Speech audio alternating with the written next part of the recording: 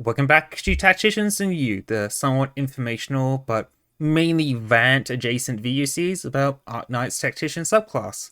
For this video, we're discussing the entry-level Tactician, which is Beanstalk. Beanstalk is, by design, the perfect entry point to the Tactician subclass, because she's effectively the subclass boiled down to its bare essentials, because that's what 4-stars are. You're gonna have to excuse me for making this comparison, but she is the moose, or the mouse, of Tacticians, a cheap investment for those who are wanting to try out the archetype, with one little thing that gives them a niche compared to their more fleshed out companions in the higher rarity tiers. If Moose has percentage attack reduction on S1, Beanstalk has an emergency button for tank summons on S2.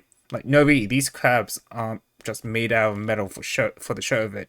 At max level, they have nearly 1.9k HP, and while the defense stat isn't that impressive as a defending option, once you add the extra 15% they get from blocking, plus a further 70% from S2, this is at least puts them on the level of like a Tantalus girl. Like, look, calculating stat maths isn't my strong suit, but I'm telling you now, these crabs can tank a fucking hit.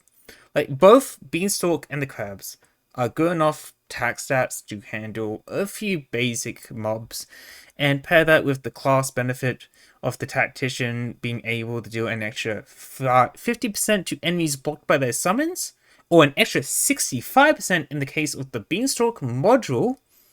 Beanstalk becomes a really good solo lane holder, as long as the lane she's holding is like pure fucking chaff. The bonus defense stats are good, but they're only good against your normal mooks. Once they come swinging anything bigger than a pipe, your crabs aren't lasting, and Beanstalk DPS isn't exactly the strongest by itself. The Tactician's summons in general also suffer from a lack of a direct way to heal them, unless you're doing some funny way of healing like shoes sewed tiles or Tin Man's S2. Anyway, to heal your tactical point, without one of these options, you will need to rely on any inbuilt way to heal our summons. And thankfully, Beanstalk has one in the form of S1. It's just a shame that it doesn't really compete with S2. While it is a full heal, its use cases are very niche compared to S2, and I would always recommend S2 in S1 situations anyway. Let's start with the fact that they both share the same SP charge time of 34 seconds. 30 seconds if you M3, and this is presuming not having anything else that adds to your SP generation. With this cost in mind, what do these skills give us? Well, S1 gives us 8 DP and a heal/resurrection if the crab's dead. With S2, we're getting 12 DP and at least 2 extra 1 blocks alongside a 50% defense increase, or a 70% if we choose to chase the M3.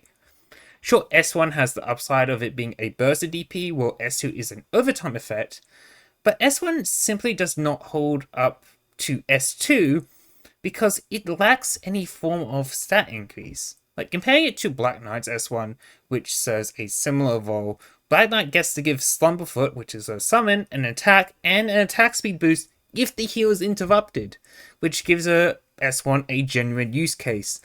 While Beanstalk S2 isn't a heal, the duration of the skill is just long enough to cover the recovery time of her main crab if it goes down. So S2 is good enough to serve as a Persuader heal of sorts, which is something at least. That said, someone did show me a use for S1 with this Dr. Silvergun video. There you go. You have a use case for S1. It's just, I think most of the time you should just be using S2 anyway. I feel like I was coming off a little down on Beanstalk and maybe even disliking her, but that is very far from the truth. While she has her downsides, she's still very good at the one thing you would want her to do, which is chaff lane holding. S2 is a very good floodgate that you can just rely on in a pinch to buy time, and S1 has its use cases if you want the crab to like solo tank something, but I wouldn't recommend it. Also, like I said at the start of the segment, her low level investment compared to her high rarity counterpart makes her the perfect entry point. Even in IS, she shines strong She shines stronger as a 2-hope Vanguard that can hit air and still hold a lane, which only gets better with IS-5 where she's 0 hope. Beanstalk is still my second most used Vanguard, even after I maxed out her other siblings, because, well, there is never a situation where you wouldn't need a cheap basic blocker.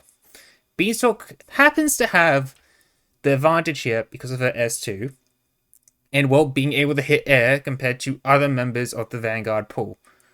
Basically, you can never go wrong with our Hyena Hustler. Now, for the next video, I'm going to be moving on to the 5-star Tacticians, and I will be discussing the latest addition to the roster, which is Midden, so I will hopefully see you for that video as well.